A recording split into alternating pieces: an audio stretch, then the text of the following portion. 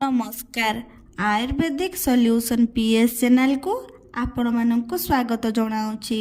आज आसतु जानिबा किछि लोकंक मुहरे धला बा कला दाग थाए ताहाकू किपरि घरोई उपचार द्वारा भल करि परिबा। ध्यान देई शुणन्तु।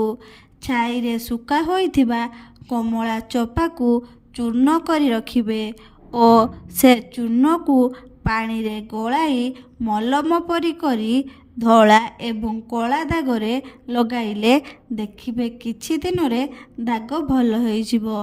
एवं कमला चोपा को पानी रे बाटी छाणी पीले पादर दरज मध्य भल होइथाए।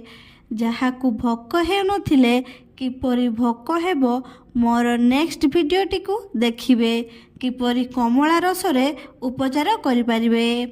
एही भिडियोटी भल लागिथिले लाइक शेयर एवं सब्सक्राइब करने को जमा भूलिबेनी। Thank you.